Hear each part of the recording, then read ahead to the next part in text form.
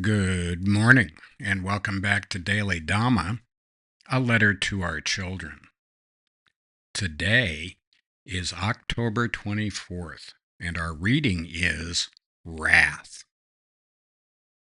The deadly sin of wrath is punished in the fifth circle of Dante's Inferno. Wrath is inextricably bound with lust, gluttony, and greed. The souls who are openly angry and hostile battle one another on the surface of the river Styx. Meanwhile, passive aggressive mumblers duke it out beneath the surface. Both groups are hopelessly selfish ingrates. Inchoate rage is a choice. The refusal to deal with our fear, anger, resentment, and envy will choke us and harm anyone anywhere near us. Lack of gratitude fuels rage.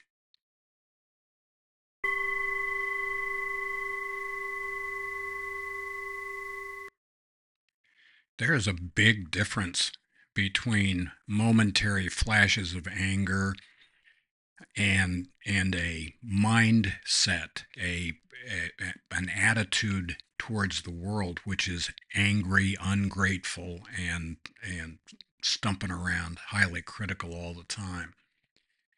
And we're not talking about the momentary thing. Anger is what fear looks like when it's trying to hide, and we are all seized by fear sometimes, and when that happens, we often lash out, "Oh, what are you doing?" like that. We're not talking about that. We're talking about somebody who is a chronic pain in the ass.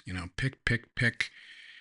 When we get to heaven, St. Peter says, "Well, what was your general attitude?" And you go, "What are you talking about?" And you know heaven, or you probably believe that heaven is a place of peace, love, and harmony. What you don't know is how we keep it that way. So if overall your attitude was amiable and go along to get along and you're kind of okay, that's one thing. But if you're a chronic pain in the ass, we've got a different place for you to go. And it ain't here. This is how we keep it nice. INFJs, speaking of which, let's not overlook the obvious. INFJs run the risk of becoming old cranks. So that would be Dhamma bum. I I'm not trying to be that way. I don't want to be a completely ungrateful new thinker or somebody who's always cranky, but there you go. I guess I'm going to have to work on that some more. How about this? If we have if we see the divine spark in others, if we practice humility, that is, we put other people, God and other people before ourselves, and if we delay gratification, that ought to be a pretty good formula for hanging in there. We don't have to be a jerk every day of our life. That's just our belief, anyway.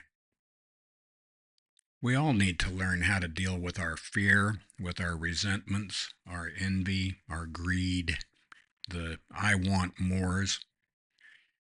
And we should keep in mind that people who are a little quieter but are still full of passive aggressive hostility can be just as big a drag on the group as the people that are breaking the pottery. So behooves us all to take a look at our own behavior.